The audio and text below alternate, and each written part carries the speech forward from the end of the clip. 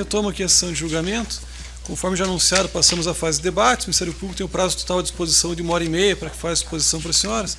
Doutora Tiziane, a senhora tem a palavra, fique à vontade. Obrigada. Bem, gostaria de iniciar aqui minha fala, saudando a todos os presentes, agradecendo por mais uma oportunidade de estar aqui perante o Tribunal do Júri de Curitiba. É a minha primeira sessão plenarial desse ano, né, esse dia 25 aqui, faço poucos júris aqui no AU, faço mais lá na sede.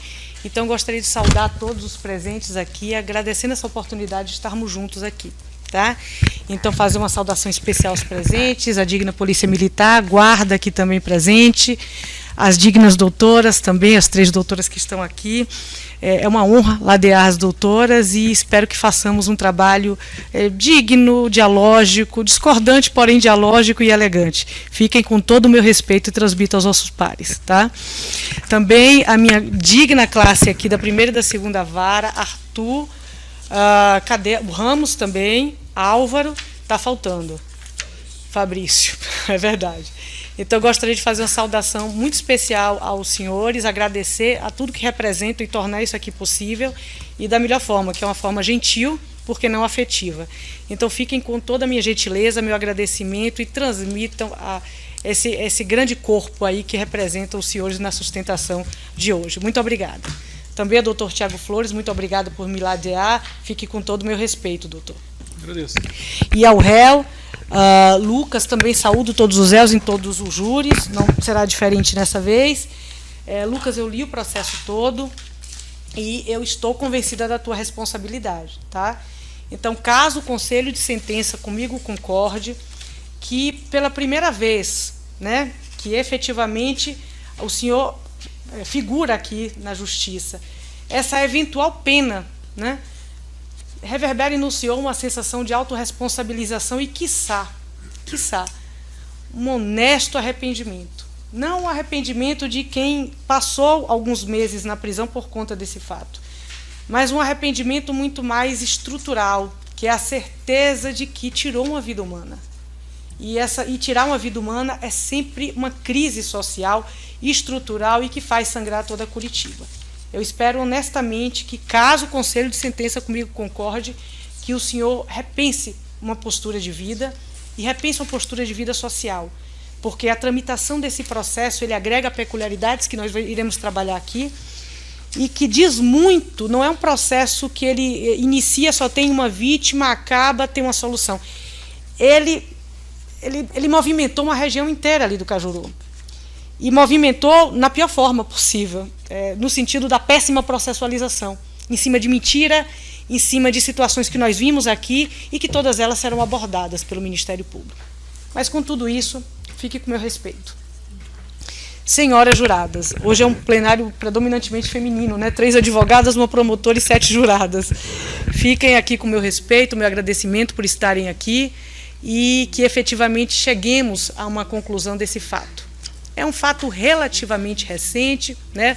Vocês, salvo engano, viram um fato antes de ontem, que já tem mais tempo, né? Mais de 10 anos, né? Um fato antigo.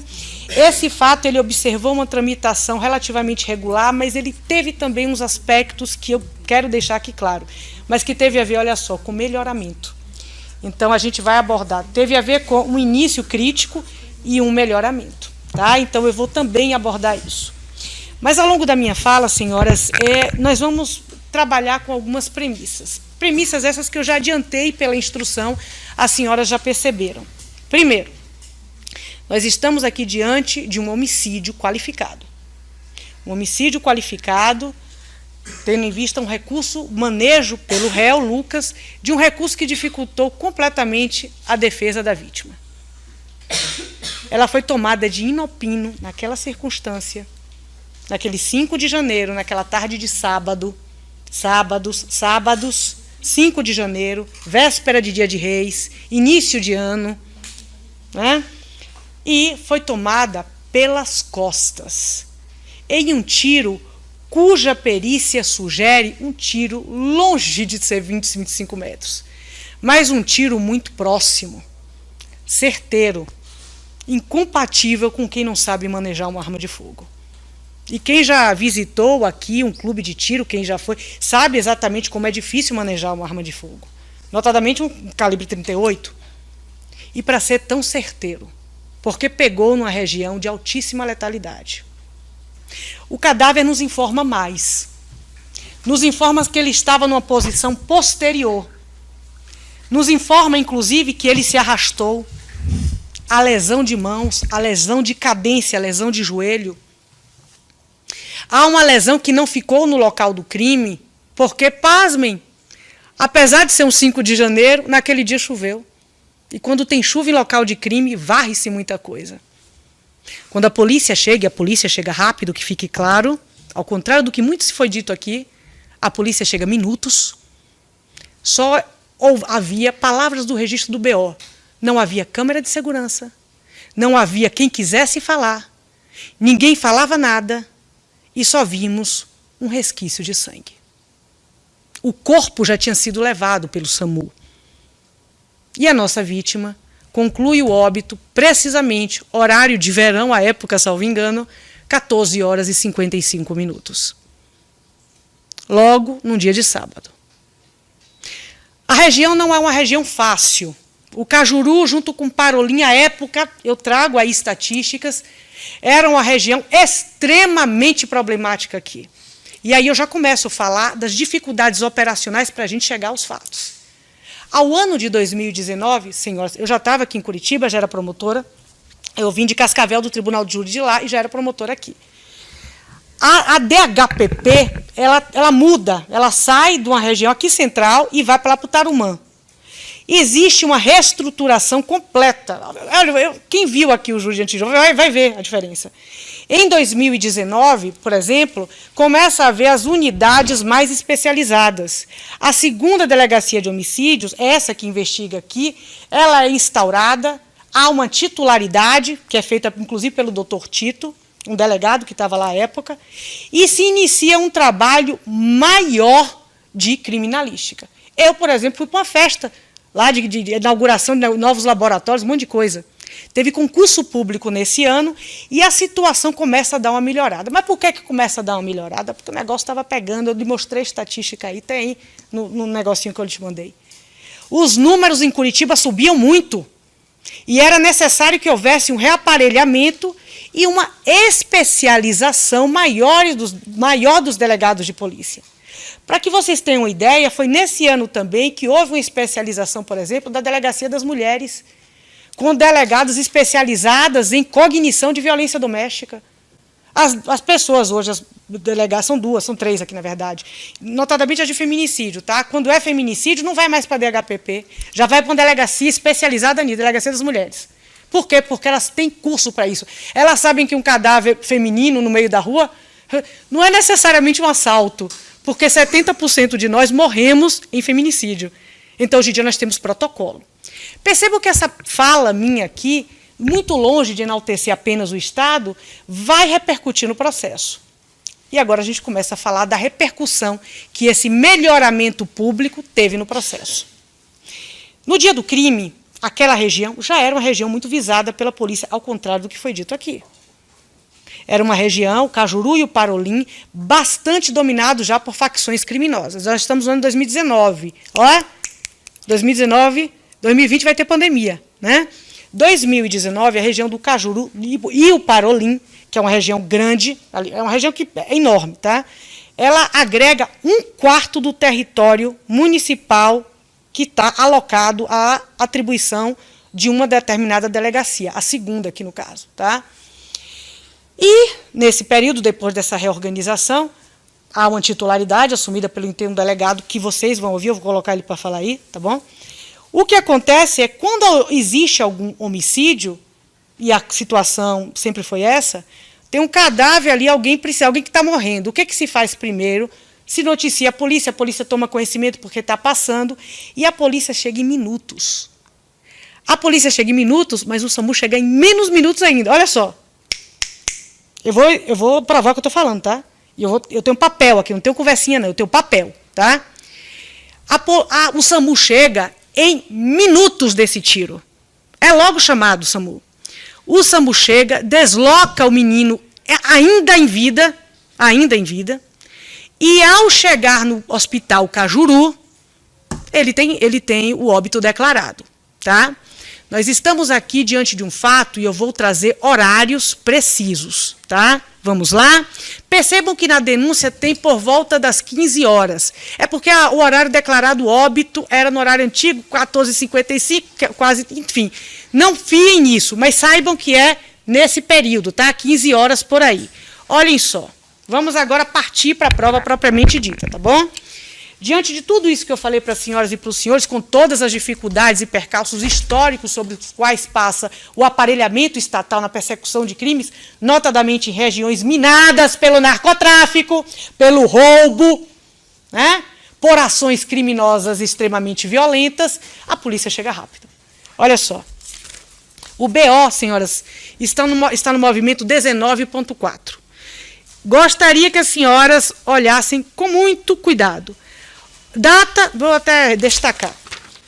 Data e horário do fato. Aqui, ó, 5 de janeiro de 2019, 15 horas, hora final 16. É uma data, um horário sugestivo, tá? Que a polícia coloca porque ela não estava lá na hora que ele deu o tiro. Então, horário sugestivo. Mas o mais importante não é isso. O mais importante é o que está aqui em cima. Óbvio.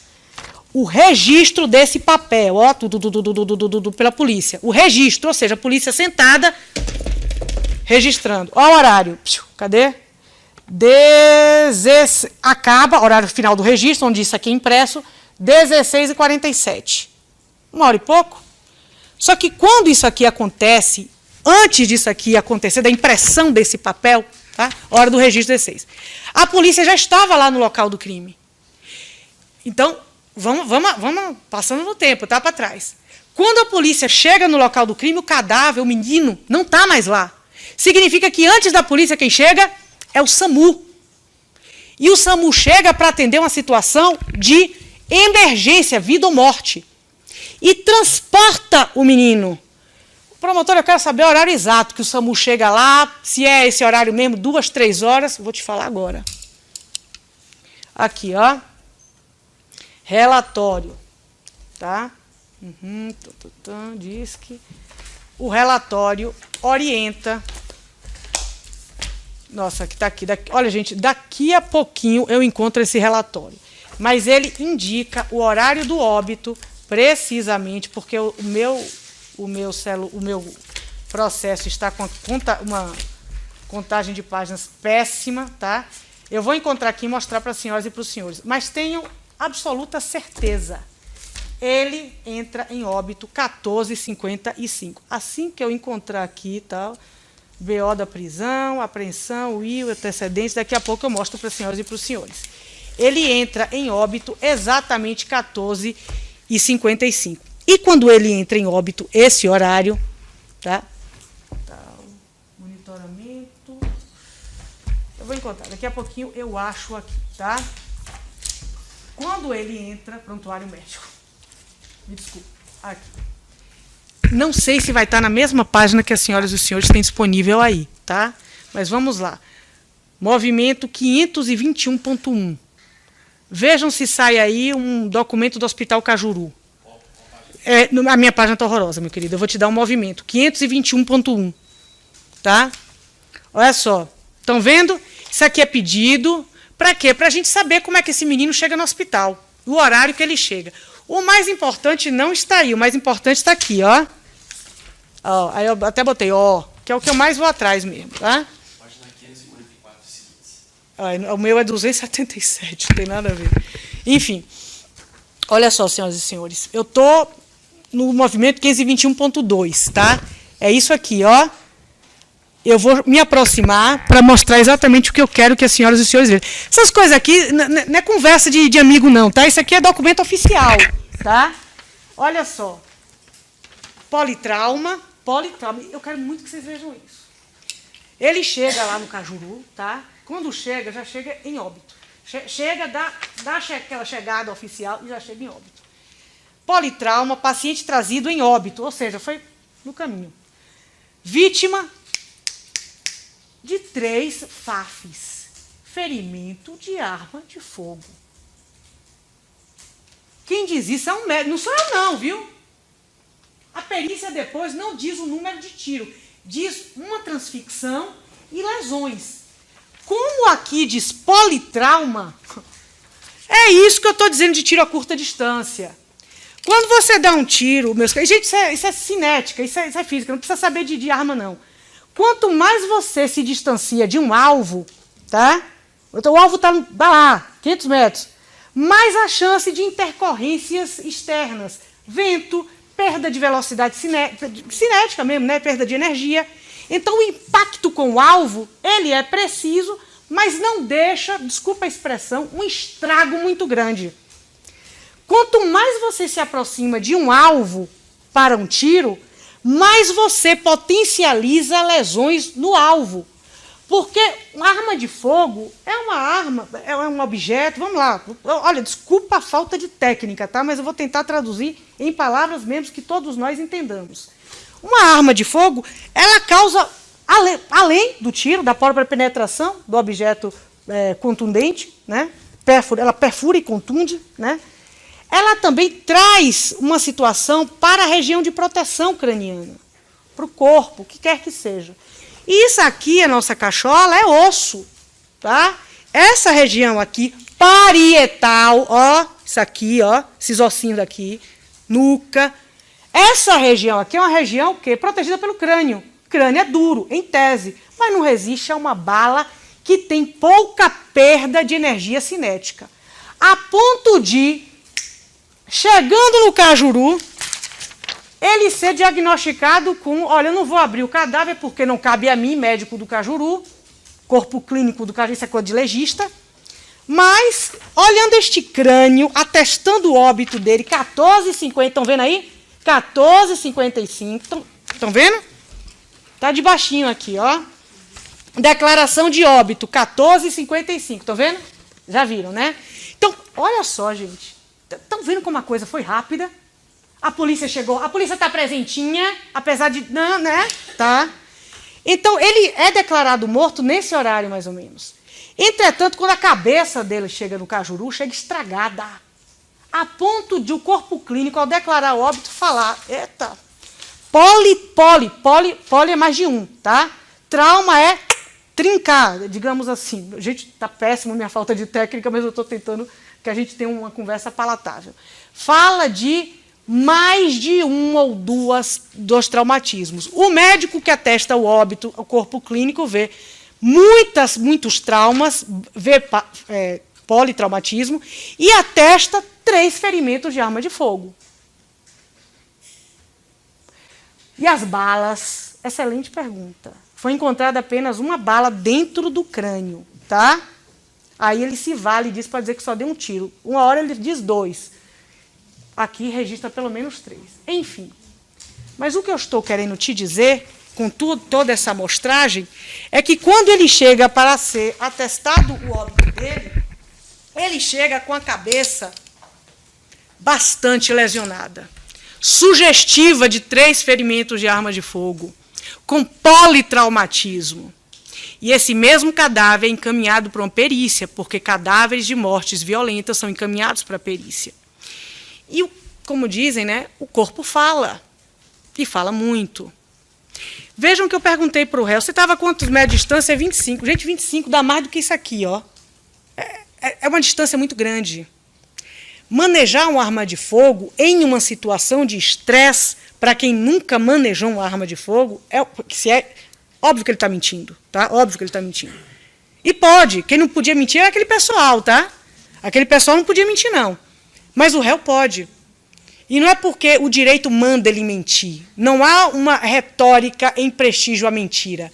Mas é porque ele, podendo utilizar o direito ao silêncio, a partir do momento que ele decide, por vontade dele, falar, ele pode, se ele pode, o minus, né, dentro do nosso ordenamento, que é calar, ele pode, ao falar, mentir ou falsear uma verdade. E ele, num primeiro momento, mente. Depois ele começa muito a falsear verdades. Por quê? Porque a casa começa a cair. Aí, quando a casa cai, nós já temos uma ideia. Ô, amado, olha, não é por aí. O menino tomou um tiro na nuca. Tiro na nuca. Gente, tiro nas costas, tá? Pelas costas. Inviabiliza a tese da legítima defesa. Inviabiliza. A não ser que o Wesley tenha botado mão aqui, verificado, colocado ele em perigo. Porque o que aconteceu, o que registra aqui a necropsia, que nós vamos ler juntas, é coisa absolutamente diversa. E depois nós vamos ouvir o delegado Tito, que foi arrolado pela própria defesa. Queria ouvir o delegado Tito. O delegado, quando não tem nada disso, foi a curta distância. Quem fala isso é um delegado. Chegamos lá, tivemos dificuldades operacionais terríveis em ouvir testemunha, porque ele é perigoso. Nós tivemos dificuldades em tomar depoimento, a gente só conseguiu tomar um depoimento quando a gente orientou, olha, você vai ficar em sigilo. Só que em 2019, depois eu vou falar o problema do sigilo do depoimento do Marcão, que acabou vazando. Aí Marco ficou doido. Marco ficou doido, quando ele soube que o nome dele ia para a tela. E aí, quando se chega lá, dentro da necropsia, vamos ver o que é que o Cajuru tomou um susto, nós temos de técnico diante da fala do réu.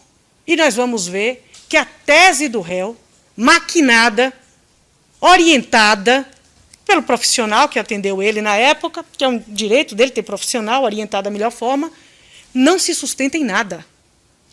E a primeira dica, por assim dizer, que não se sustenta, vem da única bala encontrada no cadáver, de costas, na boa e velha expressão aqui, nuca, região occipital aqui. Vamos ver, por favor, senhoras? Eu estou... Nossa, Álvaro, meu querido, eu espero que esteja aí tudo ok. Movimento 19.8, vocês vejam aí, por favor, se estão aí.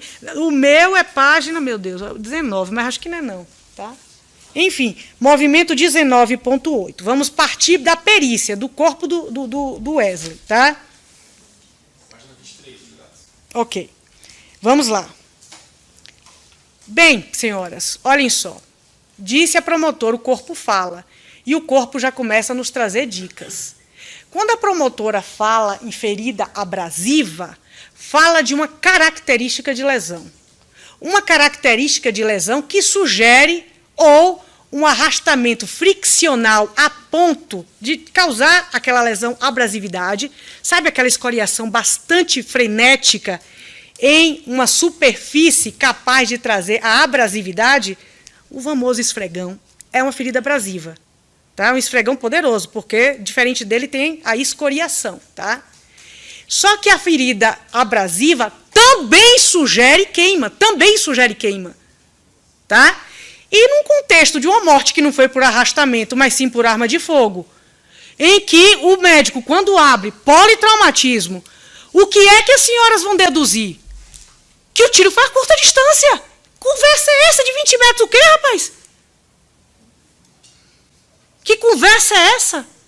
Ele, como toda pessoa que não é especializada, que ele não é profissional, ele é um criminoso portando uma arma de fogo, ele não tem o treinamento correto dentro, né, das normas da legalidade para atirar. Então, se ele atirou assim, uma, duas vezes, o que quer que seja, e atirou nesse local, porque o cadáver não tem marca de tiro nas pernas, aqui, é no crânio. Nós vamos ter, e isso eu sugiro, eu estou falando, uma ação deliberada voltada para a morte. E da pior forma possível, com o alvo de costas. E por que eu tenho certeza que o alvo estava de costas? Promotora, é porque foi na nuca. Não é só por isso. É porque nós temos também feridas abrasivas que sugerem defesa em mãos, típica de queda. Nós temos feridas de escoriação no joelho, típica de quem estava se arrastando, de quem só vai morrer depois. E nós temos um estrago na nuca dele, conforme já até nos orientou o politraumatismo do Cajuru. Vamos analisar o cadáver, senhoras. Olha só. Tá, aqui a gente vai para o que interessa efetivamente, tá? A descrição. Percebam que ele se submete ao bandejão do IML às 19 horas, 18h40, tá? O óbito é declarado 14h55, tem aquelas situações prévias das exéquias, que é a comunicação a familiares, vocês viram, o Cajuru faz essa comunicação, familiares abalados, estão vendo aqui? Está tudo escritinho aqui. Não tem... Ai, cadê a família da vítima? Família da vítima está em outra situação. O seu Luciano foi o primeiro a ser ouvido. Seu Luciano chegou do nível que ele falou assim, até falaram para eu procurar a justiça tal para meu filho, mas, doutor, desculpa, Eu tinha que estar trabalhando agora. Realmente, o trabalho é nosso, de te fornecer a justiça idônea. E esse homem conviveu com todo tipo de idiosincrasia na região onde morava. Deixemos a família da vítima em paz, se é que nós não vamos deixar a vítima em paz na data de hoje. Porque submetida a uma pena capital, ela será aqui, pelo que estamos vendo, e eu vou mostrar que toda a defesa do réu foi feita em torno de algo extremamente sério, o justiçamento para matar pessoas. O advogado chega a perguntar para o réu, vem cá, então agora a realidade lá no Cajuru está boa porque ele está morto. Ah, agora está tudo muito melhor. Mentira! As senhoras vão conviver aqui com a tese feita pela defesa, pelo menos até o dia de hoje, foi justiçamento para matar alguém. Não, eu vou matar. Por quê? Pô, porque eu vou matar. Só que depois percebeu que isso não ia colar, que o povo anda mais civilizado. Aí montou-se a tese da legítima defesa. E aí ela começa a desdobrar. Tá? Mas vamos para o cadáver primeiro. Vamos lá? Ó, o cadáver é submetido a uma temperatura ambiente e tal. Ele entra em óbito ali no local no Cajuru e vamos analisar as lesões, que é o que mais interessa. Antes, entretanto, a promotora não nasceu ontem, adora informações que só ela mesmo vê e ninguém vê e pensa que eu nasci ontem. Olha só. O Wesley, olha, eu acho ótimo. Eu sei quanto ele mede e quanto ele pesa, tá? Porque na polícia esses dados são dados. Eu até sei de cor. 1,68m ele declarou no interrogatório e pesando à época 75 quilos. A vítima tinha 1,75, ou seja, era mais alto, isso é muito importante, senhoras. A vítima era mais alta e com o mesmo peso. Tá? Ela era, digamos assim, mais longilínea. Entenderam? Pois bem, guarda essa informação, ela é muito importante. Por quê? Porque a conversa do Adriel, daquele ficcional, e do réu, que mente, é que fez assim, ó. Não, ele fez assim, ó. Ó. Isso aqui, projeção aqui e assim. Tá? Pra cima. Mirando quem é um pouquinho maior do que ele. Fez assim, não, ó, isso aqui. Ninguém aqui nasceu, tá? Então vamos adiante. Está aparentando idade compreendida entre 20 e 25 anos. Morreu com 20 anos, tá? Dados tanatológicos é que me interessa, ou seja, os primeiros dados do processo de decomposição, que é algo mais complexo. Lesões. Olha como o cadáver se apresenta para o legista, tá? 1. Escoriação abrasiva no ombro esquerdo. Aqui. Guarda essa informação. Escoriação abrasiva no ombro esquerdo. Isso aqui, ó, o ombro é isso aqui, tá? Tá perto da onde? Do local do tiro, na nuca. Guarda essa informação. Segunda lesão, não necessariamente a primeira ou a segunda, mas as lesões aqui. Segundo, escoriações lineares. Linha, tá? Aonde, promotora? Nas duas mãos. Gente, lesão de defesa é típica de mão. Lesão de mão é típica de lesão de defesa. Ele tinha escoriações lineares em ambas as mãos. E isso também, dentro de uma dinâmica contextualizada e conjuntural, descaracteriza muito a legítima defesa. Porque se você tem a potência de estar portando a arma, você se defende de onde ela vem. Aqui ele estava com as mãos com características lineares, sugerindo que não foi só um tiro. Ele pode ter, ó, passado por mais, tá? Sugerindo, claro. 3. 2. Escoriações lineares nas duas mãos. 3. Estão vendo, né, senhoras? Isso. 3. 3. Escoriações lineares nos dois joelhos e nos pés. Sugere-se muita coisa, mas nos dois joelhos, senhoras. 2, não 1. 2, é isso aqui, ó, queda, ela é chamada lesão de cadência. Muito comum quando os alvos são atingidos em região de alta letalidade. É ruim ouvir, é ruim. É ruim, eu respeito muito essas saídas, tá? É ruim, mas lesões típicas de cadência, isso aqui, ó. Porque quem toma, gente, um tiro aqui, ele não fica vivo para manejar armas de fogo, não. Um tiro aqui, nesta região de occipital, tá? Numa região próxima à paravertebral, ela cai a pessoa logo. Ela queda. E essa lesão de joelho e de pé é muito característica de uma chamada lesão de cadência. Ou seja, olha só, ela se projeta em queda de frente, ou seja, o tiro está aqui e ela cai para cá, sugerindo que o atirador estava onde? Aqui atrás. Aqui, atrás de costas. Porque o tiro, vocês vão ver, pega aqui e ele cai aqui, descaracterizando, em um primeiro momento, a chance de uma legítima defesa. Porque ele apresenta também lesões em ambas as mãos. Muita calma nessa hora, continuemos, tá? Adiante. Tal. Mas, a escoriação abrasiva, olha, eu já falei do joelho, né? Escoriações abrasivas, ou seja, uma escoriação mais, digamos assim, profunda, né? Com abrasividade. Múltiplas na face. Não uma, não, múltiplas. Múltiplas, ó. Ó, aqui. Na região, eu já decorei. Mentos, rosto, ó. Mento é isso aqui, ó. Mentos, tá? Mentos, rosto. Sugere o quê, promotora? Que ele tem escoriação aqui, escoriação. Gente, o que é isso? Pelo amor de Deus. O atirador estava de costa. As lesões abrasivas de escoriação são assim, ó.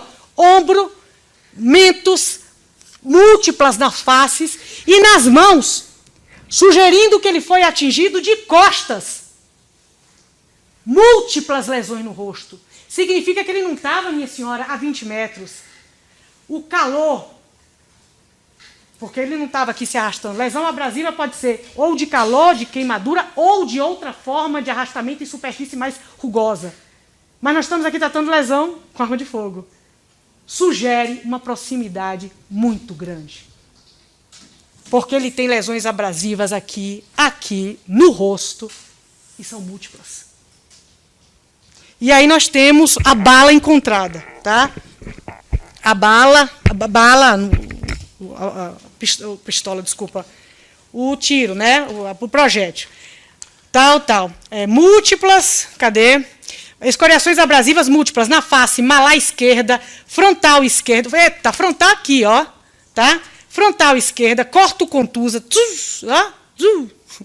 com 2 milímetros na região malar esquerda. E aí é muito interessante, né? Porque a projeção maior dele é aqui, ó. Né? E realmente o tiro pega aqui na região occipital de costas, numa variação maior de projeção à esquerda, tá? Caindo assim, tá? Vamos lá. 5. Ferida corto-contusa com 3 na região parietal do couro cabeludo, que não penetra. Por isso é que eu acho que foi mais de um tiro. Entendeu? Passa, mas não penetra. Para dentro do crânio, ferimento de partes moles. E agora o último, que é o tiro, é a bala encontrada dentro do crânio. Tá? Ferimento pérfuro contundente com 1 centímetro. Ó, você vê o que é que um tiro acaba. 1 centímetrozinho, né? Entra, fica lá e mata. De diâmetro, P1, projétil 1. Localizado na região occipital direita do crânio, penetrando no crânio. Olha, o tiro, é por isso que eu tenho certeza que foi mais de um tiro. A bala encontrada, efetivamente, é do lado direito, mas ele tem uma lesão, muitas lesões aqui, abrasivas. Ele fala em um dos interrogatórios que ele deu 2 tiros. O Cajuru fala, por baixo aqui, uns 3 fafes. Então, multiplicidade de possíveis tiros, sendo certo que o tiro fatal está do lado direito e há lesões, tá, compatíveis com projéteis de arma de fogo a curta distância de outro lado, sugere que foi mais de 2 tiros. E que ele estava em posição, a vítima, Wesley, de fuga! Ó! E cai. Ó, mãos e cai. Porque isso está registrado aqui, isso não é conversa de amigo, não. Isso está registrado por quem nem me conhece. Quem é o médico? Deixa eu ver. Acho que é Ferrari, acho que é doutor Ferrari. Geralmente deve ser. Tá? Então, senhoras e senhores, o que é que acontece? Eu até coloco aqui, ó. O tiro foi tirado da região hospital, exame interno, tá? É quando a perícia abre o crânio. Na direita, um projétil foi tirado, tal. Ou seja, morreu de quê? Um edema cerebral difuso muito grande, hemorragia crânioencefálica. Causa da morte. Aquele que pega aqui. Apesar de nós termos registrado uma multiplicidade de lesões abrasivas do outro lado. E o próprio Cajuru ter, pelo que eu estou vendo aqui, 3 FAFs. E depois só encontrarmos uma bala. E nós temos um corpo numa posição de dinâmica, sugestiva de quem engatava a fuga. Quem engata a fuga está em posição de privilégio de ataque. Quem tem lesões lineares em ambas as mãos está em posição de ataque. Claro que não. Quem foge está em posição de vulnerabilidade no ataque. Mas vamos mais um pouquinho adiante, senhoras. Aqui está o croquis. Eu gosto muito de croquis, porque ele faz o desenho, ele nos mostra, né, imageticamente. E aí, aqui, ó. Estão vendo isso aqui? Está logo depois, tá? Aqui. Vejam que o corpinho desenhado aqui está de frente ou de trás, ou de lado? De trás. Tá? De trás. Eu gostaria de deixar bem claro uma outra informação, que você vai entender mais ainda que a vítima estava numa posição de boa. Né? Não estava preparado para um ataque daquele. A vítima não estava armada. E eu vou deixar isso bem claro, provar daqui a pouquinho. Porque essa arma da vítima só apareceu depois. Depois. Essa conversa aqui só apareceu depois. No primeiro dia que ele foi capturado, não, matei porque tinha que matar mesmo. A própria mãe, ouvida na delegacia, no dia que ele foi preso, não, o que aconteceu, mãe, né, a dona Denise? Não, ele me falou no dia que matou. 20 de agosto, e que o filho dela é preso, ela é ouvida. Não, eu sabia desde o dia do crime mesmo que foi ele. Ele me chegou em casa e falou, olha, eu não aguentava mais e matei. Em nenhum momento a mãe registra, não, doutor delegado, o menino estava armado. Em nenhum momento. Essa conversa da arma é mentira. Ela surge com um mentiroso mó chamado Adriel. Excelência, eu vou até rogar para que Vossa Excelência submeta, sim, a um falso testemunho. Porque o depoimento do Adriel, eu acho que ele é... Eu não sei qual é o pior. Se o do José Carlos ou do Adriel, em termos de mentira aqui. Porque eu vou explorar os depoimentos de ambos prestados. Tá? E aí, na região, todos sabiam quem tinha matado o Wesley. O Lucas. Todos sabiam. Todo mundo sabia. Depois a gente vai ver aqui. Tá? É isso que nós temos a título de materialidade. Isso aqui que eu estou mostrando para as senhoras representa o sim ao primeiro quesito. Vocês vão responder algumas perguntinhas, com sim ou com não. Aqui é a prova material de que alguém morreu com disparo de arma de fogo. E esse alguém foi Wesley. Tá? A segunda pergunta, senhoras, que as senhoras irão responder é: quem fez isso? O fato foi 5 de janeiro, véspera de Reis. Eu gosto muito dessas datas, eu me apego muito. Porque é um período de início de ano. Né? É o período de 2019. 2019 era o ano anterior à pandemia, então nós estávamos, eu também vou apresentar aqui, num momento de crescente na criminalidade naquela região, que é o momento em que é instituída efetivamente a segunda delegacia titularizada pelo delegado que vai para lá especializado nisso e vai pegar, compreender a investigação de 1/4 da região de Curitiba. 1/4 ele investiga. E as regiões mais críticas, Parolim e Cajuru. Tá? Pois bem, o fato é nesse 5 de janeiro. Registra-se o BO, a PM chega lá, estava chovendo. Estava chovendo. 5 de janeiro. Chovendo e a polícia vai lá, ninguém fala nada. Não tem o que ser colocado, porque estava chovendo, chuva leva tudo. Não tem câmeras de segurança no local. É muito comum em região de alta circulação de narcotráfico, muito comum, mesmo que seja uma região ali de conhecida situação lá de comércio. E aí a polícia, PM, registra o BO e pronto, vai que é tua Polícia Civil. Trabalho de inteligência agora, quem fez isso? De 5 de janeiro, olha, do dia do teu BO, que a gente mostrou aqui, que foi tudo muito rápido, até o dia 10 de junho do mesmo ano, ninguém falou nada, mas todo mundo sabia. Quando é instituída a segunda DHPP, em abril, os inquéritos são instaurados, acho que abril é março, não me lembro, porque eu lembro do evento. Os inquéritos são instaurados. E a primeira situação que a segunda delegacia de polícia se depara é com o registro de morte consumada, que são as coisas mais delicadas, principalmente naquela região, né? Vamos ver, quem morreu? Wesley. O Wesley tem apontamento criminal? Tem. Quais são os apontamentos criminais desse menino que morre com 20 anos? Ia fazer ainda 21, morre com 20. O que é que tem? Tem uma Maria da Penha e tem acho que 180, uma receptação que nem virou, não teve nada. Ele estava andando com um carro e parar o carro era negócio de roubo anterior. 180, receptação. Não que ele fez a receptação ou tenha sido responsabilizado. Mas o terror que estão fazendo aqui, em relação a ele, é esse registro que está aqui nos autos de uma Maria da Penha. Que ele deu uma coronhada, em tese, na cabeça da então namorada, companheira, e respondeu por lesão corporal na Maria da Penha. Ele ficou mais preso do que a pena. Só que o nosso réu não quer responder pelo crime dele. A nossa vítima ficou mais presa, além do tempo da pena. Ele está achando ruim responder por um homicídio consumado. Eu acho ótimo isso. Mensuração de justiça. Um está sendo aqui duplamente responsabilizado por ter cumprido uma pena. Cumprido a mais do tempo necessário. Isso está escrito aqui. O réu está #chateado porque não quer responder por um crime de homicídio. Fiquem com essa notícia. Vamos adiante. A partir de abril, a segunda DHPP levanta o acervo. E o acervo que se tem até aí é, olha, homicídio do Wesley, vamos ver quem é, vamos ver o que está rolando. Guardem essa data, 10 de junho. 10 de junho é chamado o pai do Wesley, seu Luciano.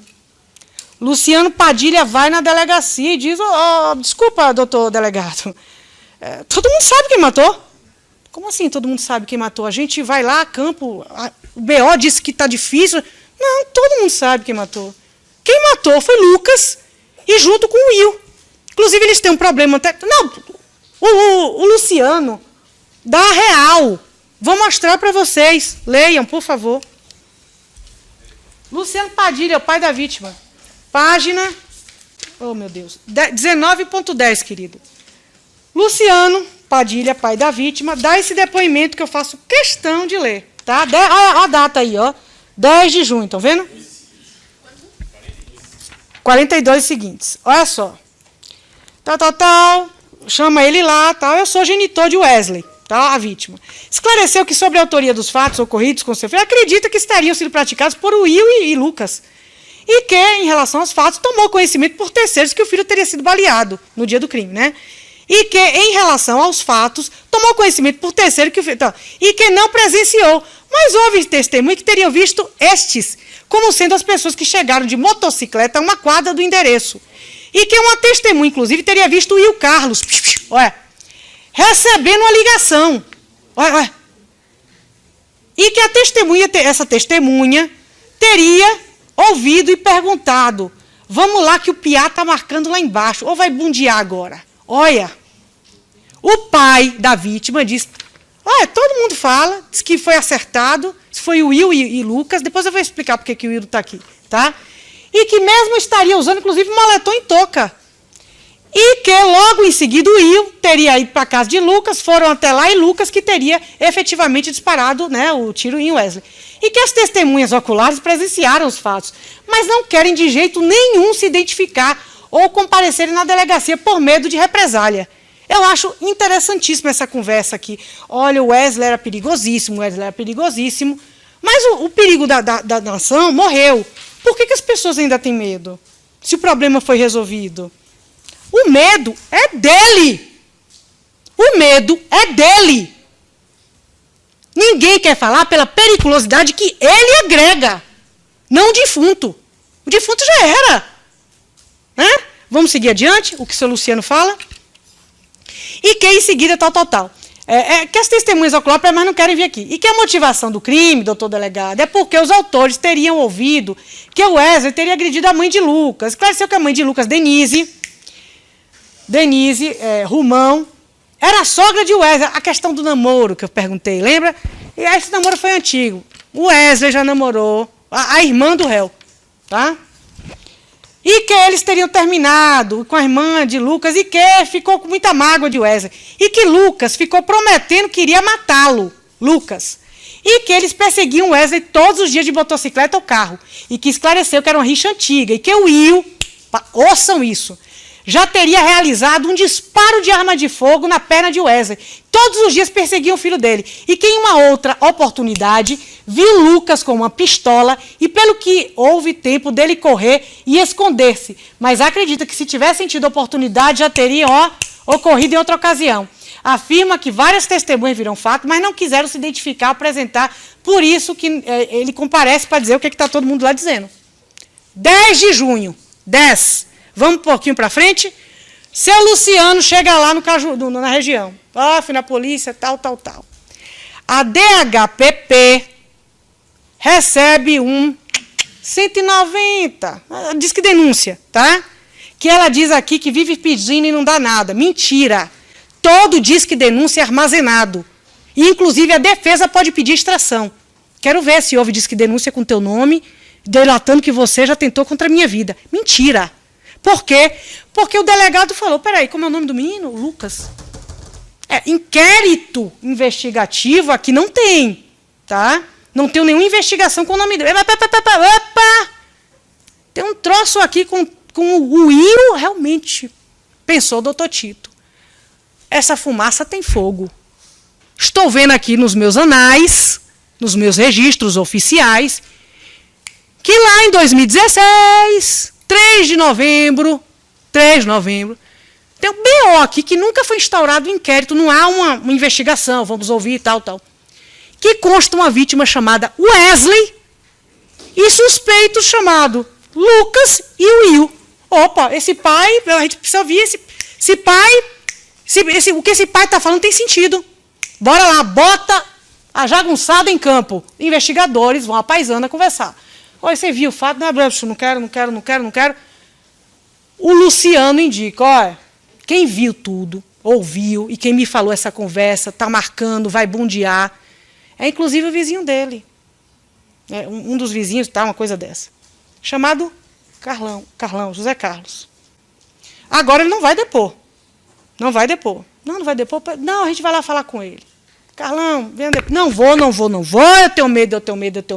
Carlão, nossa delegacia está sendo instaurada, tal. A gente vai garantir o sigilo do seu depoimento. Mas nós precisamos te ouvir. E precisa ser filmado. Porque até então, gente, era o senhor topa, porque um depoimento como esse, que vai indicar uma autoria, né, de uma pessoa insuspeita, sigilosa, precisa ser pelo menos filmado. Porque depois vão dizer que torturaram nos porões da ditadura. Né? E aí o Carlão fala, é sigiloso? Então eu topo. Carlão baixa na delegacia dia 17 de junho. Calma.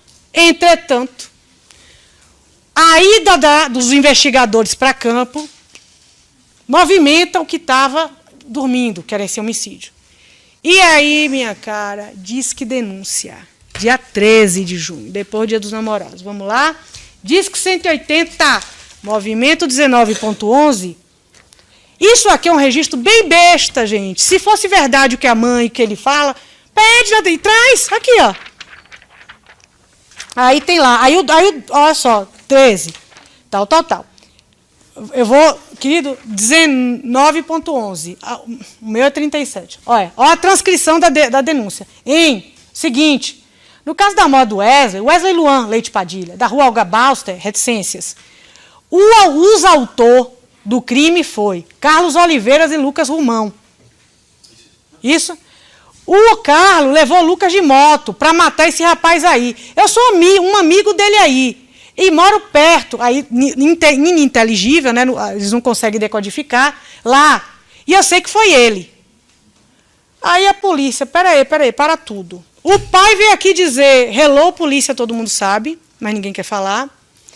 Hello, polícia, dizem que foi o Will que levou ele lá, mas quem atirou foi Lucas. A polícia pega e vê, opa, já tem um registro de 2016, 3 anos atrás. E agora, no dia 13, a gente recebe esse call aqui, essa ligação. Vamos a campo. Olha, o nome do cara é Carlão, mas não quer vir, tal. Querido, por favor, depoimento Carlão, 5 minutos e 55 segundos. Por favor, vejam Carlão debutar na polícia. Cadê? Olha, 29.3. Muita calma. Eu te falei, né? Por favor, querido. Bota do início, para vocês verem, teve tortura, dessa maluquice nada, tá? Olha aí, ele vai aí, topa, desde que seja sigiloso. Em junho de 2019, estamos na Delegacia de Homicídios e Proteção à Pessoa.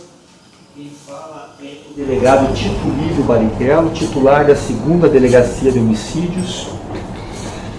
Estamos tomando depoimento sigiloso de José Marcos de Oliveira, no inquérito policial número 18772 de 2019, a respeito da morte de Wesley Luan Leite Padilha, ocorrida no dia 5 de janeiro de 2019. Ô, querido, bota aquele correndinho de 25 a mais, só pra gente andar um pouquinho rápido, tá?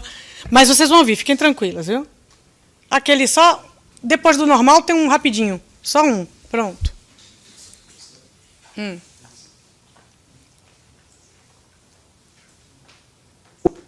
Bairro Cajuru. Qual é o seu nome? José Marcos de Oliveira. O nome da sua mãe? Georgina Aparecida Virgínia de Oliveira. O nome do seu pai? José Aparecida de Oliveira.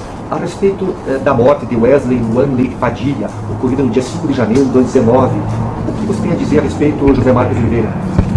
No dia eu estava em casa dormindo, era um sábado, umas 2 horas da tarde. Chegou uma moto com o Will dirigindo uma moto.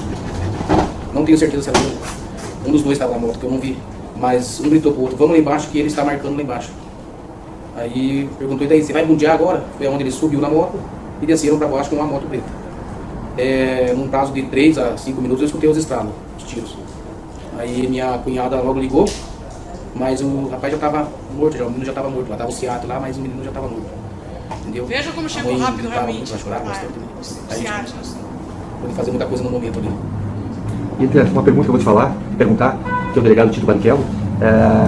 José Marcos, havia alguma disputa, alguma briga anterior entre o Will, o Lucas e a vítima Wesley? Sim, eles tinham brigado lá porque o Wesley acho que agrediu a mãe do Lucas, a Denise, foi agredida. E foi onde virou essa briga aí, entendeu? O gordo andou dando uns tiros no Wesley na época, pegou na perna do menino, aí acalmou um pouco e depois continuou essa briga. Vocês ouviram? Teve uma briga e tal, que o Wesley teria batido na mãe do Lucas, mas depois acabou, eles deram um tiro no Wesley, nas pernas, não foi que falou aí? É esse BO que eu falei para vocês, de 3 de novembro, brigaram no dia da eleição, tá, briga lá, tá. Depois ele, junto com o Will, registraram esse tiro no Wesley. Então percebam, calma, viu, querido, daqui a pouco é para botar de novo. Percebam que depois da briga das eleições, o seu Luciano foi lá, dona Denise, desculpa, tal, vamos deixar para lá, tal. Ele não deixou para lá. As mulheres estavam se pegando lá no dia da eleição. Quando o Wesley chega, dá lá, desfere um tiro. Segundo o seu Luciano, não chega a bater. Não chega, porque o Luciano chega, pega o Wesley antes, para conter o Wesley. As mulheres ficam lá se pegando. E ele fica chateado, porque um homem se meteu lá, na briga. E aí ele vai e faz o quê? Promete se vingar. E se vinga. Dá um tiro nas pernas do menino. É verdade o que ele está falando aí, porque tem registro aqui, oficial. Então quem começa a vontade da matança é o réu, não é o Wesley. Quem começa com a vontade de matar, muito além de uma briga de eleição de mulheres ali entre si, no comitê, lá parece que era o comitê organizativo, que foi na casa dele até, eu acho. Quem começa a ação retaliativa de tiro é o réu. Pode continuar, querido. 3 de novembro. Peraí. É o Will. Aí tem o tiro, e aí a fala dele. Aí depois começa um a ameaçar o outro por Facebook. Aí começa a coisa um para o outro mesmo. Continue. Com o Wesley. Inclusive já tinha atirado em momento anterior no Wesley, é isso? Isso. Tinha atirado no Wesley em uma outra época. O Will e o Lucas trabalham com o quê? Não sei te dizendo o que eles estão trabalhando. Eles têm alguma atividade ilícita? No momento, eu acho que estão trabalhando. Mas na época não estavam trabalhando, não. São pessoas perigosas? Sim, Você tem medo delas? com certeza. Só para eu entender, então no dia 5 de janeiro, mais ou menos às 14 horas, no bairro do Cajuru, você estava em casa. Sim. E como que você escutou, estando em casa, o Will e o Lucas conversarem? Porque a casa é meio que pareia com a rua, né? O meu muro é bem pareia com a rua. E a gente acaba escutando pessoas passando na rua, conversando, entendeu? O muro é bem próximo à rua, assim mesmo. Então você estava em casa e o Will e o Lucas estavam combinando, então, a morte do Wesley. Isso. Você pode repetir para mim o que eles disseram? Um deles chegou com a moto e falou que o Wesley estaria marcando lá embaixo. Se ele iam bundear agora, se vai bundear agora, entendeu? O outro montou na moto e foi lá. Foi onde tiraram o menino lá embaixo. Você tem temor, então, do Lucas e do Will? Sim. Tem medo deles? Sim. E são pessoas perigosas porque qual é a fama deles no bairro? Eles mexem com drogas, pelo que a gente vê, eles matam mesmo, né? Atiram na pessoa, né? Já vi eles atirando, então eu tenho medo, né, cara? O Will e o Lucas são traficantes, então. Eles mexiam com droga na época, E as pessoas têm medo deles. com certeza. Por isso seu depoimento é sigiloso. Isso. Então, só lembrando, então, dia 5 de janeiro, você escutou o Will e o Lucas combinando a morte do Wesley. E no momento anterior, o Will e o Lucas já tinham atirado no Wesley. Já. E havia uma briga, havia uma disputa entre eles. E era recíproco, um ofendia o outro ou não, como era? Era recíproco. Um ofendia o outro. Tanto de um lado como do outro. Entendeu? O Wesley também já subiu lá em cima da tiro deles. Ninguém vai negar isso. Aconteceu isso aí também. Eles andam armados, o Lucas e o Will? Sim. Atualmente também? Sim. Eles têm medo, né? E eles mostram arma para as pessoas? Não. Isso aí não. Mas que andam armado não. Encerramos, então, o depoimento sigiloso. Pronto. Isso aí, 17 de junho. Depois disso, o que é que nós temos aqui de trabalho investigativo a cargo da polícia? A identificação de uma autoria, uma possível motivação, animosidade, que sugere ser 2016. Ele fala que, inclusive, foi uma festa tal, depois se descobre que era uma festa de eleição. E a polícia começa a falar, pronto, temos autoria, temos materialidade, vamos procurar essas pessoas. E não é encontrado. O que é que a polícia faz? Pede a temporária, é uma prisão, tá?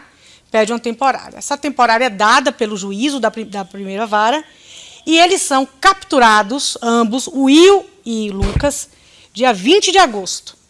Execução da temporária deles, tá? Os dois são presos. E aí, ambos são ouvidos.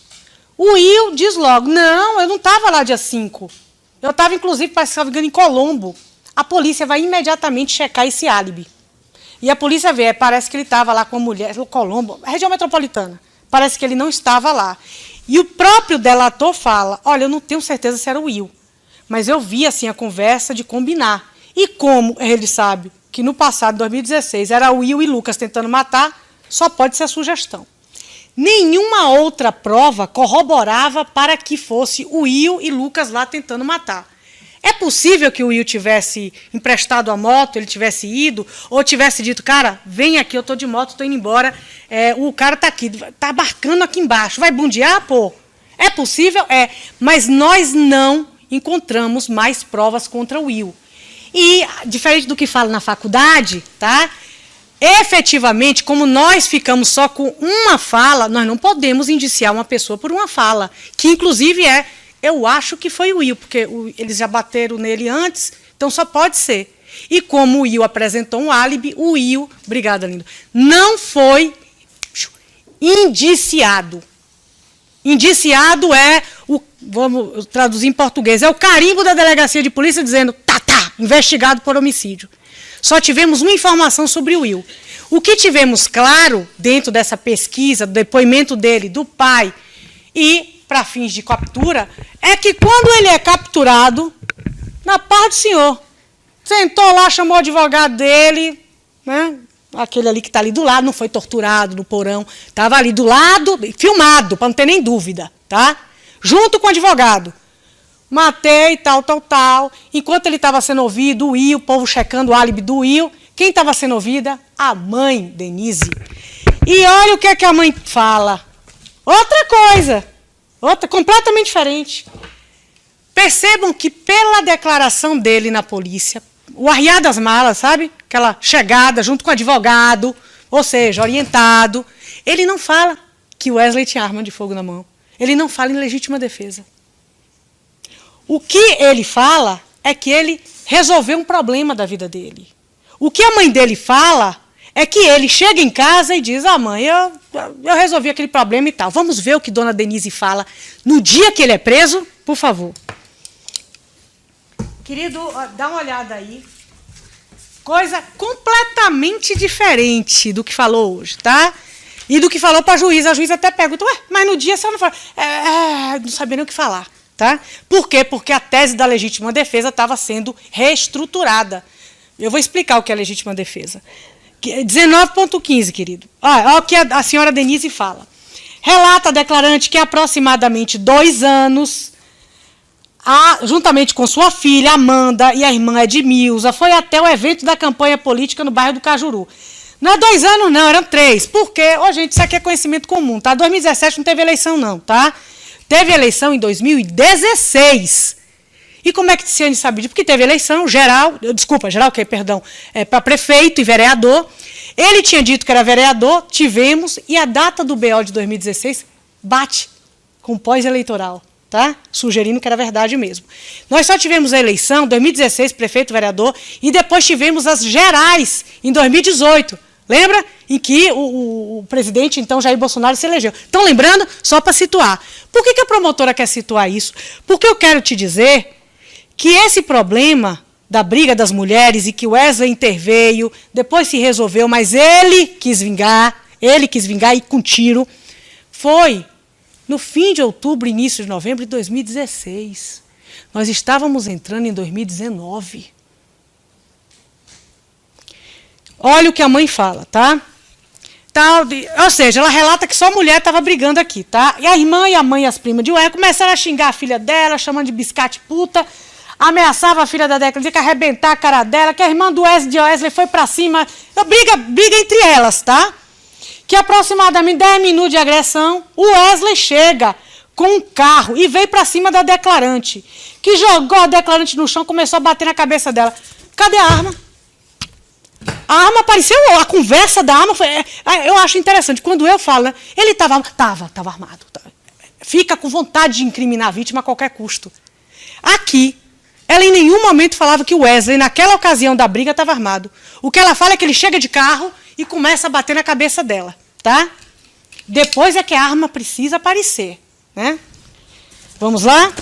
Que a irmã de Wesley, que para cima dela, jogou a dela no chão e começou a bater a cabeça da declarante. Que o pai de Wesley defendeu ela, né, dona Denise, que então Wesley entrou em luta corporal com o próprio pai, que o Wesley somente foi contido pela população porque estava no local, que a declarante foi para casa e ao chegar na sua residência contou para Lucas o que havia acontecido. Lucas ficou muito nervoso, que no outro dia após o ocorrido, o pai de Wesley foi lá conversar com Lucas, pediu desculpa para a declarante, que o pai de Wesley disse que estava cansado do comportamento do filho, disse que o Wesley estava descontrolado e tal, para não registrar BO, que ele havia conversado com Wesley. Ai, promotor, então foi o pai de Wesley que pediu para não registrar o BO. Isso não existe não, tá? Se fosse uma lesão corporal gravíssima, grave, uma tentativa de homicídio, independentemente, a polícia tinha que registrar. E eu quero deixar uma coisa bastante aclarada. Perceba que a gravidade dessas lesões não foi a que ela começa a ensaiar aqui depois, que foi internada, passou dias internada no Cajuru, né? Que quebrou aqui, tá. Ela tomou as porradas, olha o que ela está dizendo aqui, e foi para casa. Nos outros depoimentos, ela disse que foi internada no Cajuru, que quebrou, nunca se recuperou, que depois daqui... Você está entendendo? Adiante. Ela disse que ia trazer os papéis que diz que ela estava internada no Cajuru. Até hoje eu espero. Até hoje. Ela trouxe outra coisa. Ela foi agora, em janeiro de 2024... lá no postinho dela, que atende ela, porque ela tem epilepsia, pedir um relatório qualquer dizendo que ela não estava bem, que ela tem depressão e tal. Ô, 2024. Aí é fácil, né? Um crime em 2019, você em 2024, pedindo postinho que te dá teu remédio, teu antidepressivo e teus remédios controlados para fins de epilepsia, dizer que você sofre de um mal. Mas no documento trazido pela defesa, em nenhum momento tem que isso foi decorrente de uma lesão gravíssima sofrida em 2016. Não tem nada disso. Nada disso. Tal. Aí pronto, tá? Olha só, o mais importante está aqui debaixo, tá? Que durante 2 anos a declarante viveu sendo ameaçada por Wesley, que o Wesley passava todo dia na frente da casa da declarante ameaçando, que a declarante tinha conhecimento que Lucas estava andando armado. A conversa dela aqui era outra, e na juiz. Não, ele arrumou uma arma para isso.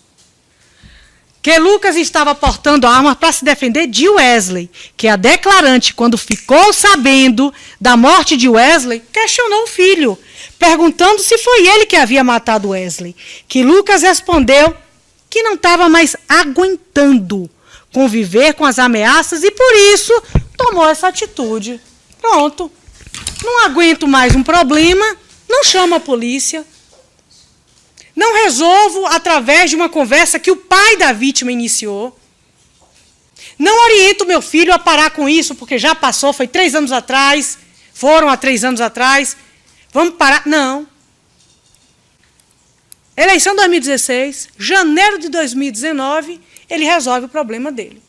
Promotora, a defesa trouxe aqui, eu acho muito interessante, aos 45 do segundo tempo, uma conversa de WhatsApp, alguma coisa nesse sentido, mostrando que em 2017 a vítima realmente ameaçou o réu. Tá vendo? Vivia sob ameaça. Eu acho muita graça. Por que não submeteu esse telefoninho celular com essa mídia, esse e-mail a uma perícia? Porque eu queria ver a conversa toda. Não o trecho selecionado. Né? Que a titia não nasceu ontem. Então, o que ele faz em 2024? Pega um message, que eles estavam brigando, porque brigavam mesmo, seleciona a mensagem de Wesley. Olha, quando eu lhe encontrar, vou quebrar sua cara no tiro, tal, então pode vir. Seleciona isso e chega lá no cartório de registro, cadê? E pede para o tabelião dizer que aquilo é verdade. O que o tabelião vai fazer? Estou vendo. Não sou perito para dizer que isso aqui foi falsificado. Não sou um escrevente de cartório que dá fé pública. Isso parece com verdade. Então, eu, escrivão de cartório, vou atestar, aqui, vou até mostrar. Inclusive, excelência, nem devia estar sendo exibido isso aqui, e eu vou mostrar. Isso está na página, ó, movimento 740.2. É a ata do tabelionato. Olha só, olha a arte do réu, tem arte. Vai no tabelionato, pega uma mensagem de 400 mil anos antes de Cristo, em 2024, seleciona o trechinho. Olha o trechinho. Tu acha que a conversa foi só isso? Nossa, doutor, eu quero provar que eu estava sendo ameaçado. Por que não mandou para a perícia? Porque na perícia, minha cara, viria a conversa toda. Toda, e podia não ser interessante. Então, chega, pega esse printinho, mostra para o tabelião e, olha só, desobedece a fé pública portada. Porque o tabelião fala o seguinte, na página seguinte. O requerente, Lucas, declara que assume a responsabilidade, réu, integral de que o conteúdo das mensagens não foi adulterado, modificado ou alterado de qualquer forma, preservando assim a fidedignidade da autenticidade, coitado do notarial, consignadas aqui. A publicidade deste conteúdo, desta ata que eu, notarial, estou fazendo, será limitada exclusivamente às partes envolvidas da conversa, seus representantes legais ou por requisição judicial. Ele nunca requisitou isso. Isso aqui não devia estar sendo nem exibido. Vocês estão entendendo a gravidade de toda a ação orquestrada pelo réu e pela defesa? Isso é muito sério. Isso é muito sério. Isso é uma brincadeira com a justiça. E sob o palio, senhoras e senhores, de que a vítima deveria morrer. Eu vou agora mostrar trechos em que é surreal. Eu fico assim, eu falei, não estou passando por isso aqui, não. Sabe? Olha só, meu querido, por favor. Olha que pantomima. Movimento 542.2. Depois que a casa cai, Eles são soltos. O Will não é indiciado, não é processado, é só ele. Porque ele assume a autoria mesmo, quando é preso. A casa caiu. Olha, rapidinho, peraí. O Marcos fica doido. Por quê? Olha, deixa eu explicar antes, vou passar. Marcos tem um depoimento sigiloso. Só que nessa época da instalação das delegacias novas, o sigilo era tomado o quê? Como é que os delegados faziam? Toma, para ver que ninguém está tomando tapa, toma, tal, assina, bota a identificação dele e reserva em sigilo, através de, como é?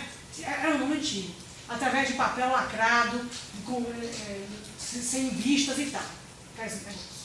E manda para a justiça.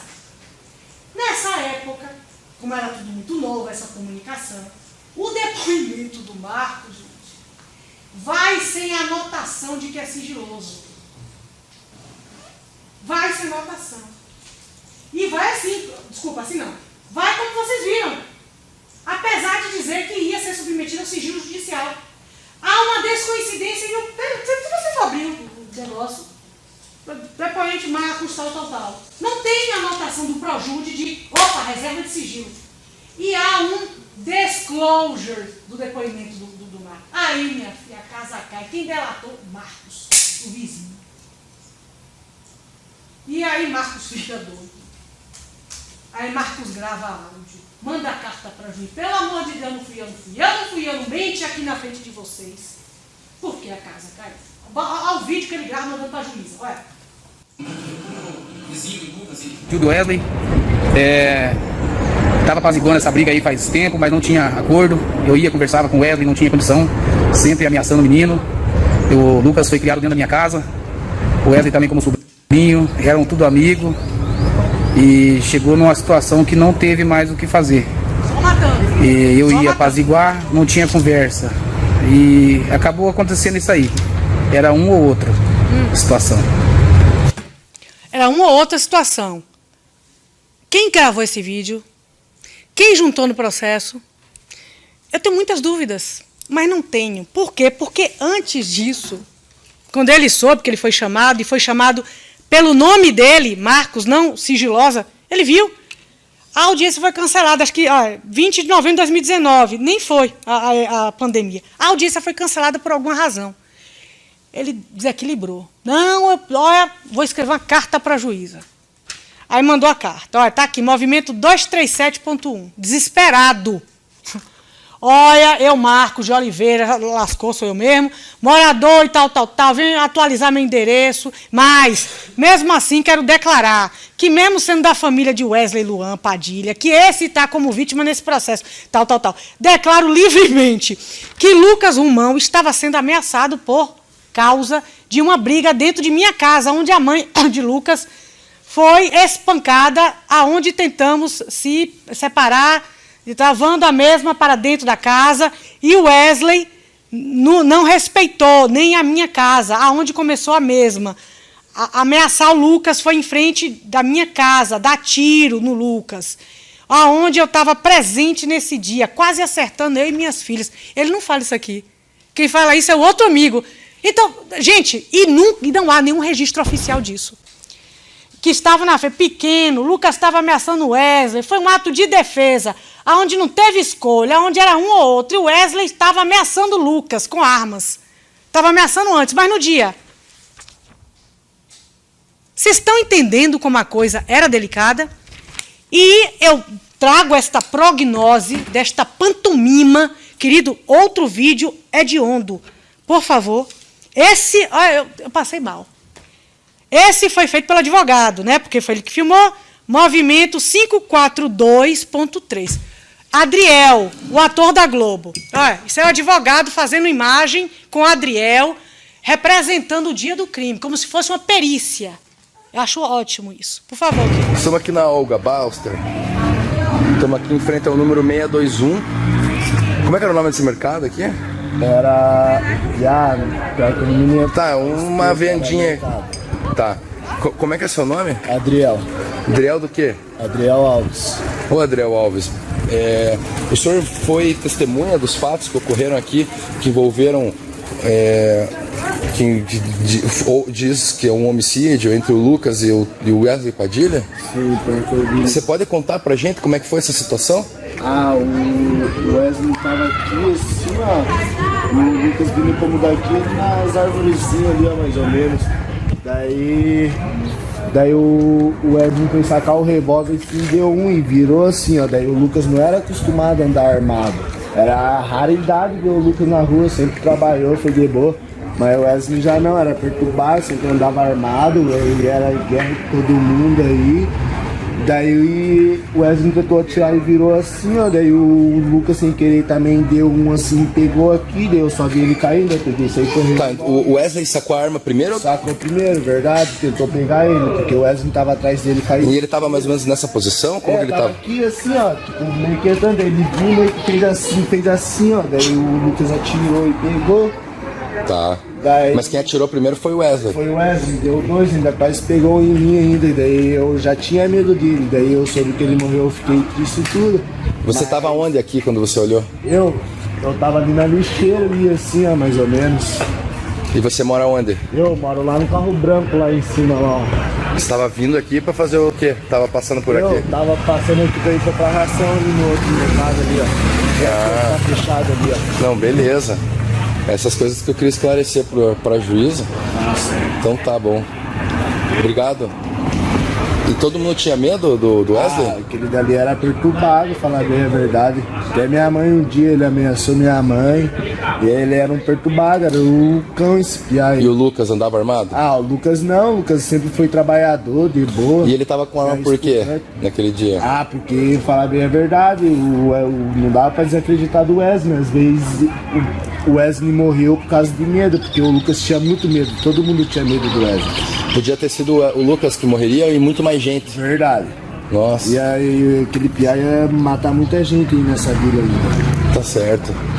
Obrigado, viu, pelo esclarecimento. A pergunta que não quer calar, de onde saiu esse cidadão? Porque a polícia esteve lá. Não uma, não duas, não três. O trabalho de... Todo mundo sabe o que foi. Por favor, vai lá, a gente garante sigilo, por mais que tenha tido esse disclosure, dessa descomunicação com o cartório, infelizmente. Mas a delegacia teve a preocupação de ir lá. Nunca apareceu. Nunca. Uma testemunha ocular que tenha coragem de falar isso seria fundamental ao longo de 6 meses de investigação. Ele aparece depois, grava este vídeo ridículo, este atentado a uma moralidade, e diz aí um monte de coisa que já não disse aqui. Que aí o Wesley chega a atirar, pega ali. O que é que ele fala aqui? Que só viu ele coçando. Coçando o quê, meu filho? O juiz pergunta. É porque eu não vi, ele estava aqui. Você viu ou não viu a arma? Não vi, eu vi ele pegando como se fosse. Aí ele disse que atirou. Vocês estão entendendo o grau de seriedade do que está sendo feito aqui com a justiça? Isso é muito sério. Para piorar, tem audiência de instrução e julgamento. Eu vou mostrar o horror que foi o depoimento desse menino. Eu até pensei que não iam, até para poupar do ridículo e de uma incriminação por falso testemunho. Álvaro, meu querido, por favor, olha só, Adriel. Jesus, aqui, Adriel, bota aí, meu querido. A tragédia começa 7 minutos e 40 segundos. Olha. 472 o movimento, tá? 7 minutos e 40 segundos. Olha a conversa, viu? Esse é Lucas, meu colega. Para aí, deixa eu só explicar. Olha onde Adriel tá. Quem que tá ali com aquele ombrinho? O advogado do réu. Adriel vai depor com compromisso de falar a verdade dentro do escritório de advocacia do advogado do réu. Do réu. Adianta, querido. Bota aí o show. Tá me ouvindo? Tô. Qual que é o seu nome, por favor? Adriel Alves. Bota aquele... Adriel? Uhum. Adriel, eu tô olhando, o senhor já depois na polícia? O senhor depois lá pro delegado? Ou é a primeira vez que o senhor tá vindo? Primeira vez. Primeira vez, né? Porque eu li lá o inquérito e não vi nenhum depoimento do senhor. O senhor é amigo do Lucas, né? Não. Não? É o quê? Eu conheci ele de vista. Conheceu de vista. Uhum. Quando que o senhor soube? O senhor soube ali da morte logo em seguida, né? O senhor disse que presenciou. Sim. Certo?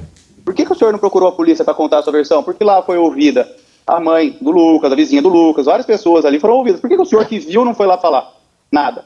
Apareceu só hoje. Porque até então, esse papel chegava lá na casa da minha mãe, eu nunca estava em casa, porque eu trabalho. Eu tenho Mentira! A polícia nem sabia da existência desse papel chegar. Eu sou certo, e aí não tem como, entendeu? E quando aconteceu isso, era bem na minha folga, e no outro dia tinha que trabalhar. Daí o que aconteceu? Ninguém foi atrás de mim, ninguém soube não falar nada, daí ficou por isso. Mas tentaram intimar o senhor? Alguém mencionou o seu? Não, né? Ninguém mencionou o seu nome antes, certo? O senhor teria visto, nada. E como que o senhor apareceu hoje, então? Quem que foi procurar o senhor? Isso eu quero saber. Quem que foi procurar o senhor para vir depor? Quem que falou que tinha um processo? Quem que foi falar com o senhor? Foi o pai do Padilha, que falou que ia chegar uma intimação para mim. Pra me falar da verdade, é o que eu tô falando. Ah, mas e como que o pai do Padilha sabia que o senhor viu? Hã? Como que o pai do Padilha... Não sei, porque o povo fala, né? Ali todo mundo fala de todo mundo. Então quem procurou foi o pai da vítima que procurou o senhor, é isso? Sim, sim. Daí falou que ia chegar um papel que o senhor teria que ir no escritório ou em algum lugar para depor, é isso? Sim. E o senhor confirma que é a primeira vez que o senhor aparece no processo e também não foi mencionado na investigação nenhuma vez, não chegou nenhum papel para o senhor, nada lá antes, né? Não. Tá bom. Outra questão, o senhor disse que viu a vítima, né, viu o Wesley tirando a arma antes do Lucas, certo? Sim. E quem que deu essa arma? Porque ninguém achou. Não sei também. Mas o senhor não estava lá? Tava, porque aconteceu assim, ó. Ele tomou um tiro, eu peguei minha cadelinha e voltei pra casa. Não continuei vendo. Ó, a cadela! Eu vi que encheu de gente, eu fui embora. Eu não fiquei no local. A cadela. A cadela. Tem essa história da cadela, né? Que ele tava com a cadela. Né? Adiante. Viu essa parte, daí o resto o senhor não quis mais ir e foi embora, é isso? Sim. Entendi. Sabe se alguém pegou? Teve comentário disso? Já que o senhor disse que lá todo mundo comenta de tudo, né? Sabe se alguém pegou a arma dele? Porque a polícia não foi. A perícia não foi. Uns me falaram que foi o pai dele que tinha pegado a arma dele, gente. Foi o pai da vítima, ele Pai tá de dizendo quem? aí. Wesley. Então o pai dele teria pego essa arma. Essa informação não existe, só o senhor está falando agora pra gente. Isso que chegou ao senhor, é isso? Sim. Querido, agora bota 11 minutos e 30. Ó o terror. Já tá? Disse que Ótimo. um tirou a arma, o outro também tirou e atirou.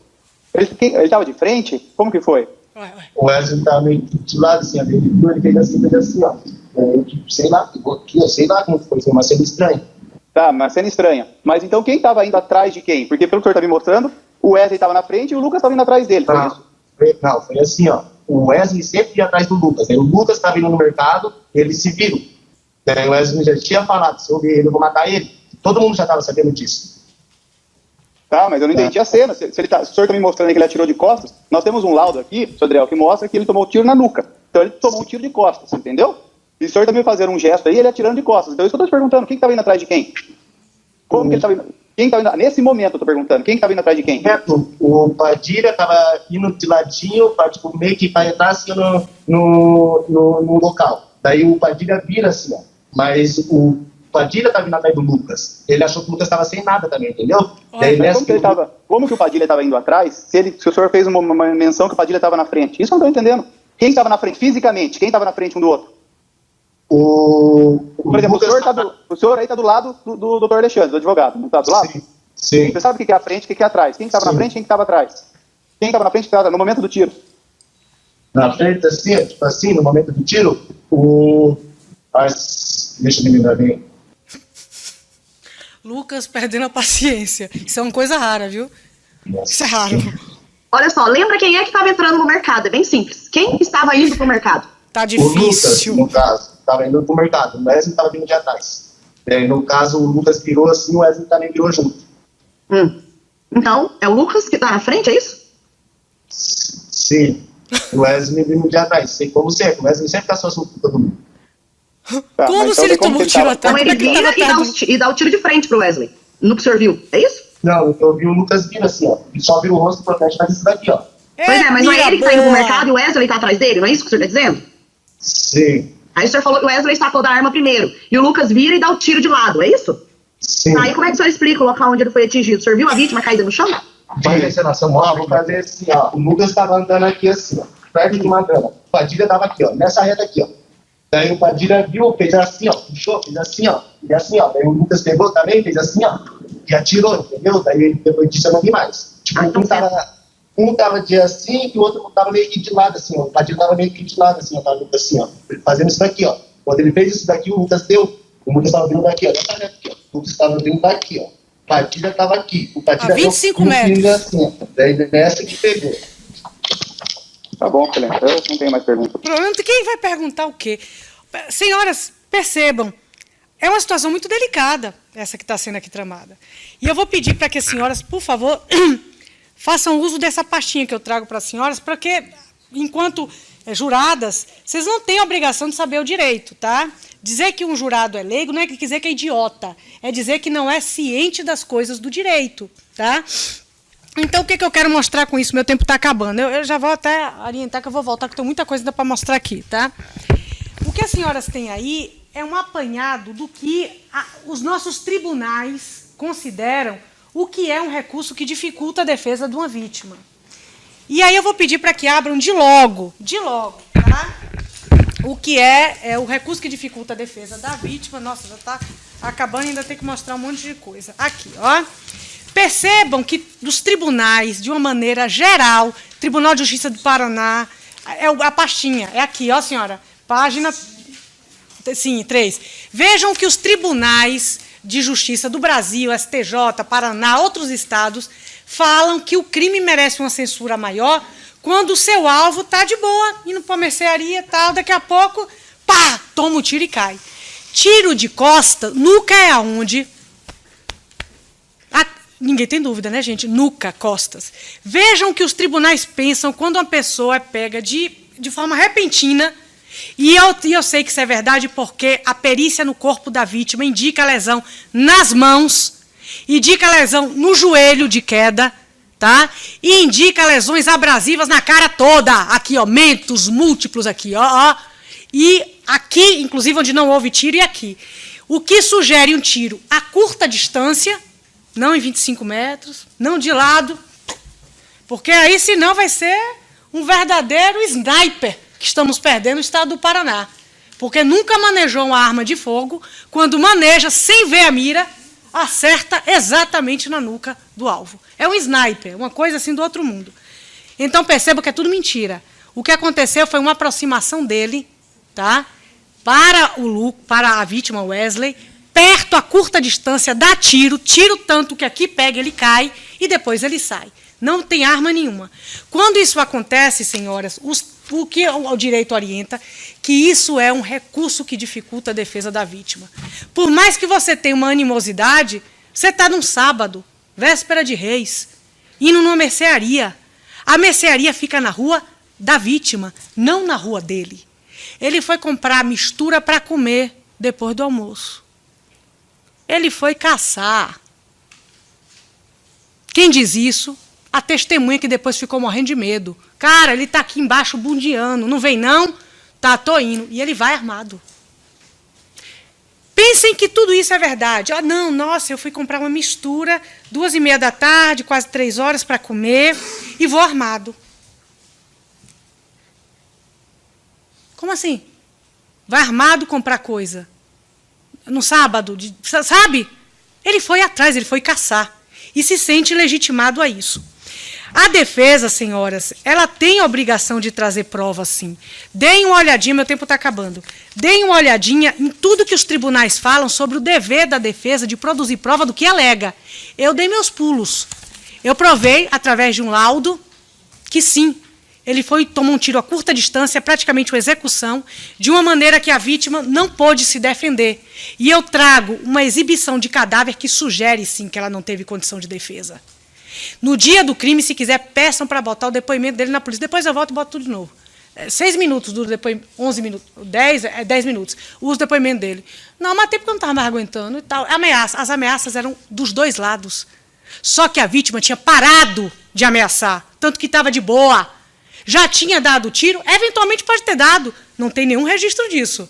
O que tem registro é do tiro que ele e o Will deram logo depois das eleições, deixando claro que quem inicia a guerra da matança é ele. E vejam, senhoras, o processo só foi se desenrolar quando uma pessoa, sob o manto de sigilo, veio aqui. E depois que descoberta, negou tudo. Quem é perigoso? Quem está morto ou quem quer que as senhoras e os senhores acreditem que ele tinha o direito de matar. É sobre direito de matar que nós estamos falando. Eu voltarei trazendo mais provas mostrando ninguém tem o direito de matar. A polícia estava presente e nós temos, sim, uma atuação muito mais profícua ali. Depois as senhoras vão ouvir o próprio delegado falando da condução investigativa disso. E quem chamou o delegado aqui, pasmem, foi a própria defesa. E descortinou a tese da própria defesa. Eu volto daqui a pouco. Obrigada, desde logo, pela atenção a mim devotada, e eu devolvo a palavra, Excelência.